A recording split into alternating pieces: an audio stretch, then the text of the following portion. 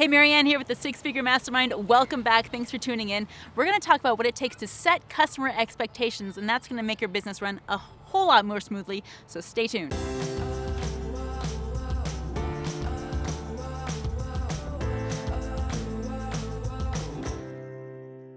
Customer expectations are so vital to your business because what happens if you overpromise and underdeliver? You're going to lose your customers faster than anything else. They're not going to like you. In fact, they'll spread nasty word about you. So you definitely want to avoid that. And here's some very key ways to maintain and manage and set those customer expectations. First things first, underpromise, over-deliver. And you've heard this before, but here's really what it means. It means you need to create a baseline of quality for your business that the customer can expect. And then when it comes time to deliver on your product or fulfill on your product, give them a little bonus and let them know that you're giving them a little bonus. Tell them that it's a thank you gift. Thank you for doing business with us. People love to be positively surprised when their product or service arrives. People love to see you going the extra mile because that's part of their experience, and they know if they're ever going to need help that you will go the extra mile in that regard as well. Another way to set those customer expectations is to put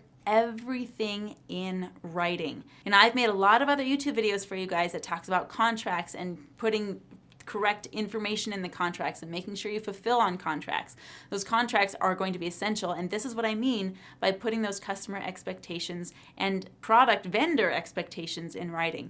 Your customer needs to know what is expected of them, and they need to know what they can expect from you, and it needs to be written down. That's why on most, even retail receipts today, you will see return policies on receipts so that everything is in writing. That protects you and that protects your customer. You know, there's transaction terms and conditions. I swear, everyone has terms and conditions these days, and nobody reads them.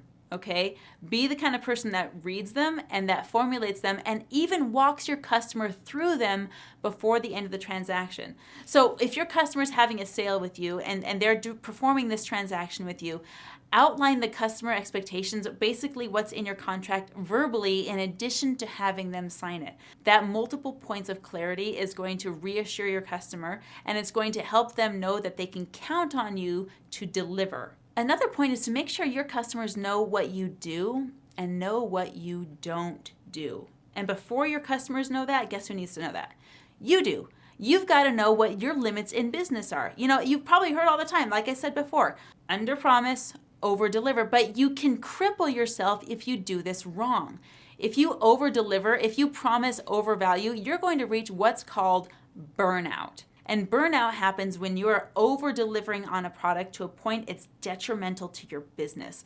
Either it's costing you too much in money, it's costing you too much in time, or it's costing you too much in just mental bandwidth, right? Especially if you're a solopreneur and you're running business on your own and you're trying to over-deliver, guess what your customers are coming to expect from you? They're coming to expect over-delivery on your product, and if you're not doing that sustainably, meaning if you can't handle that kind of workload, make sure you know when to say, I'm done. You fulfilled on your contract, you did everything that you said you were going to do, maybe you even gave them a little gift, but that's where it can stop. Okay? As an entrepreneur, sometimes there's the fear that we have, right? Sometimes there's the fear that, oh, maybe we're not adding enough value for the price that we paid.